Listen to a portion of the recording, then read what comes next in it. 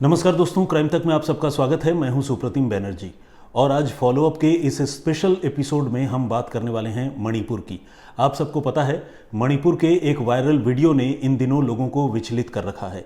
इस वीडियो में उन्मादियों की एक भीड़ दो लड़कियों को बिल्कुल निर्वस्त्र तरीके से सड़कों पर घुमाती हुई और फुल पब्लिक व्यू में उनके साथ यौन उत्पीड़न करती हुई नजर आ रही है। वीडियो में तो दो ही लड़कियों की तस्वीरें कैद हुई हैं, लेकिन हकीकत यही है कि तकरीबन 1000 लोग जो हिंसा पर उतारू थे, जिन्होंने गांव पर हमला किया था, उन्होंने 3 लड़कियों के साथ ऐसी गिरी हुई हरकत की थी। ये घटना जो है वो 4 मई की बताई जाती है, लेकिन ये वीडियो अभी जाकर सामने आया है, जिसके बाद पूरे देश में भूचाल आया हुआ है और राजनीतिक तौर पर, सामाजिक तौर पर इस घटना की कड़ी निंदा हो रही है। लेकिन इस घटना के पीछे जो कहानी है वो है वहाँ के अलग अलग समुदायों के बीच चल रहे टकराव और हिंसक झड़प की कहानी। इस हिंसक झड़प के पीछे का सच आज मैं आपको बताऊंगा। समुदायों के बीच जो टकराव है उससे आपको वाकिफ कराऊंगा। लेकिन आपको इस वीडियो के सामने आने के बाद और अब जब ये वीडियो वायरल हुआ है, तब पुलिस ने उन दोषियों पर क्या कार्रवाई की है, कितने लोग गिरफ्त में आए हैं, आगे क्या होने वाला है, इसके बारे में अपडेट करूंगा फॉलोअप में। और साथ ही फॉलोअप में आपको यह भी बताऊंगा कि मणिपुर में पिछले 80 दिनों से जो हिंसक वारदात, हिंसक घटनाएं हो रही हैं, उसके पीछे का सच क्या है। तो आइए शुरुआत करते हैं और आपको एक एक करके पूरी जानकारी देते हैं। सबसे पहले मैं आपको इसके बारे में बताऊं, 4 मई की जो घटना है उसके बारे में बताऊं। इसका वीडियो जो है अभी पिछले दिनों यानी 19 जुलाई को यह वीडियो वायरल हुआ और वायरल होने के बाद सारे लोगों ने इस पर संज्ञान लिया। प्रधानमंत्री से लेकर चीफ जस्टिस तक ने इसकी कड़ी निंदा की और इसके बाद मणिपुर की पुलिस एक तरह से होश में आई। उनको लगा कि इतनी बुरी घटना है, इस मामले में कार्रवाई होनी चाहिए। सीएम बीरेन सिंह, उन्होंने भी इस मामले को बहुत ही जघन्य बताते हुए ये कहा कि दोषी चाहे कोई भी हो, उसे सज़ा मिलेगी और वो ये कोशिश करेंगे कि दोषियों को फांसी की सज़ा मिले। तो खैर, इसे हम देर आए दुरुस्त आए भी कह सकते हैं या फिर यह भी कह सकते हैं कि हुजूर आते आते बहुत देर कर दी, क्योंकि इतना वक्त महिलाओं के साथ उत्पीड़न के मामले में दोषियों को सज़ा देने में नहीं लगना चाहिए था। वहाँ की पुलिस ने इस घटना पर एफआईआर दर्ज करने में भी 1.5 महीने से ज़्यादा का वक्त लगा दिया। ये अपने आप में कितनी तकलीफदेह और कितनी दुखद बात है, आप अच्छी तरह समझ सकते हैं। पुलिस ने इस सिलसिले में एफआईआर दर्ज की है और अभी जब मैं फॉलोअप का ये एपिसोड रिकॉर्ड कर रहा हूँ, तब तक पुलिस ने इस सिलसिले में सिर्फ 4 लोगों को गिरफ्तार किया है, जबकि वहाँ सैकड़ों लोग मौजूद थे जो इन लड़कियों के साथ बेइज्जती कर रहे थे, उन लड़कियों का यौन शोषण कर रहे थे, उनको निर्वस्त्र करके उनकी परेड निकाल रहे थे। तो इससे आपको पता चलेगा कि वहाँ की पुलिस इस तरह के मामलों को सॉल्व करने में और गुनहगारों को सज़ा दिलाने के मामले में कैसे काहिली भरे रवैये से काम ले रही है। तो ये जो 4 लोग हैं, उसमें जो मेन कल्प्रिट है, जो उस वीडियो में सबसे ज़्यादा एक्टिवली लड़की का यौन शोषण करता हुआ दिख रहा है, उसका नाम है हुइरेम हेरोदास मैतेई। इसे पुलिस ने सबसे पहले गिरफ्तार किया और इसके बाद 3 और लोगों को गिरफ्तार किया। इन लोगों को कोर्ट में पेश किया गया और कोर्ट ने इन्हें 11 दिनों के पुलिस रिमांड में भेज दिया है। यानी 11 दिनों तक मणिपुर की पुलिस इनसे पूछताछ करके उस घटना के बारे में जानकारी जुटाएगी और जो दूसरे को एक्यूज्ड हैं, जो उस भीड़ में शामिल थे, उनके बारे में पुलिस पता करेगी। और ये उम्मीद की जा सकती है कि जब आप फॉलोअप का ये एपिसोड देख रहे होंगे तो हो सकता है कि कुछ और आरोपी भी गिरफ्त में आ चुके हों। तो खैर, इनको कोर्ट में तो खैर इसके बाद पेश किया ही जाएगा जब पुलिस की रिमांड पूरी होगी। और कोर्ट में पेश करने के बाद इनके खिलाफ जो चार्जेस हैं वो ऑब्वियसली बहुत हीनियस चार्जेस हैं। गैंगरेप का है ही, महिला की जो मॉडेस्टी है उसे आउटरेज करने का इल्ज़ाम इन पर है, साथ ही कत्ल यानी गुनाह अजीम का इल्ज़ाम भी इन पर है, क्योंकि इन्होंने उन 3 लड़कियों के पिता और भाई की सबकी आंखों के सामने हत्या कर दी थी।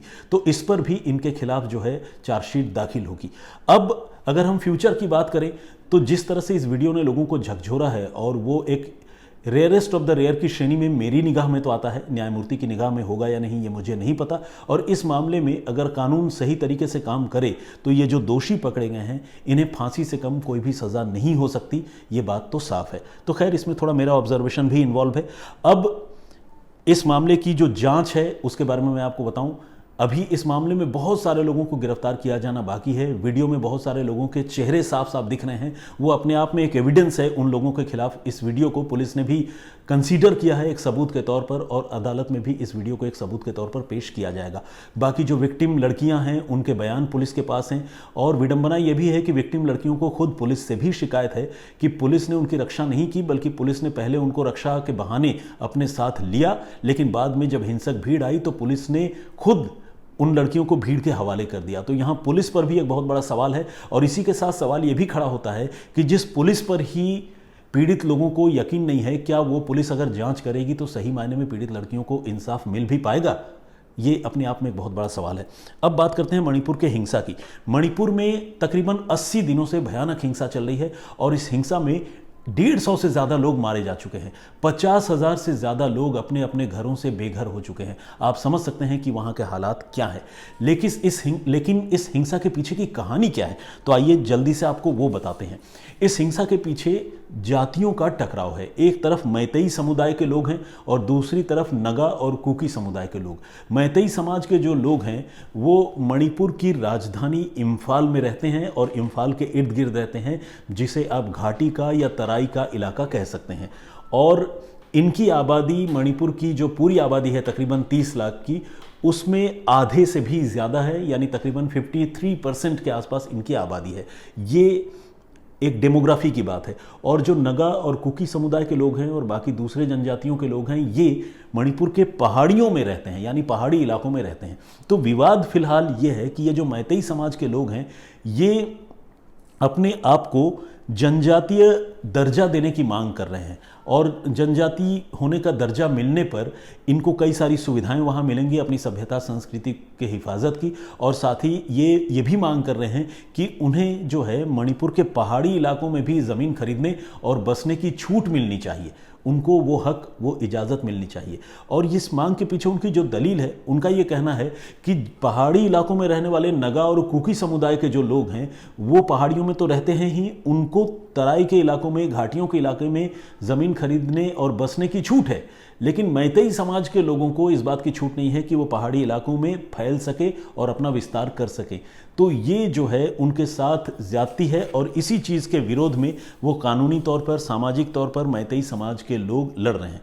जबकि दूसरी ओर नगा और कुकी समाज के जो लोग हैं, उनका ये कहना है कि मैतेई समाज के लोग जो है पहले ही काफ़ी प्रभावशाली हैं, और उनका जो है इम्फाल और उसके इर्द गिर्द जो है काफ़ी दबदबा है, पॉलिटिक्स में भी उनकी पहुंच काफ़ी ज़्यादा है, और इससे पहले जो है वो लगातार बहुत सारे सरकारी जो सुविधाएं हैं उसके फ़ायदे उठाते रहे हैं। तो इसीलिए अब नगा और कुकी समुदाय उनको इस तरह के जनजाति का दर्जा दिए जाने की मांग का विरोध कर रहे हैं, और इसी मैतेई समाज की मांग और मैतेई समाज की मांग का विरोध, इस चीज़ को लेकर वहाँ हिंसक घटनाएं हो रही हैं। मैतेई समाज के लोग एक तरफ हैं और दूसरी तरफ नगा, कुकी और कुछ एक और जनजातियों के लोग हैं जिनके साथ मैतेई समाज के बीच टकराव चल रहा है।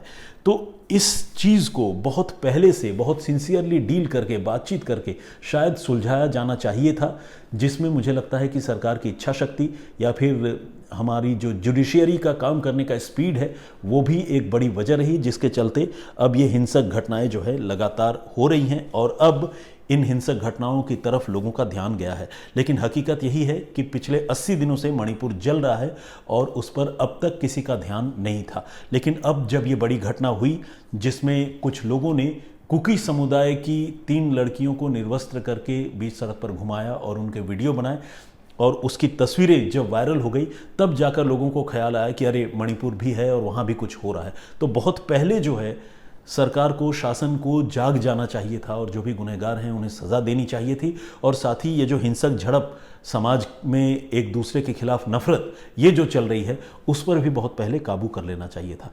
तो देर काफ़ी हुई है, और लेकिन अब जो है कार्रवाई की बात हो रही है, तो ये उम्मीद की जा सकती है कि शायद अब इस हिंसा को रोकने और बातचीत के ज़रिए मामले का निपटारा करने का कोई तरीका ढूंढा जाएगा, और साथ ही जिन दोषियों ने महिलाओं की आबरू से खिलवाड़ किया है और महिलाओं की आंखों के सामने उसके पिता और भाई की हत्या की है, और साथ ही मणिपुर में हिंसक झड़प में जो 160 से ज़्यादा लोगों की हत्या हो गई है, उनके जो दोषी हैं, कातिल हैं, उन्हें जल्द से जल्द सज़ा मिलेगी, अब इसकी उम्मीद की जा सकती है, क्योंकि प्रधानमंत्री ने भी इस मामले पर अपनी गंभीरता दिखाई है और अब सुप्रीम कोर्ट ने भी इस मामले पर जो है स्वतः संज्ञान लिया है। तो जब इतने बड़े बड़े लोग और संस्थाएं जाग जाएं तो उम्मीद की जानी चाहिए कि शायद अब इंसाफ मणिपुर के लोगों को मिलेगा।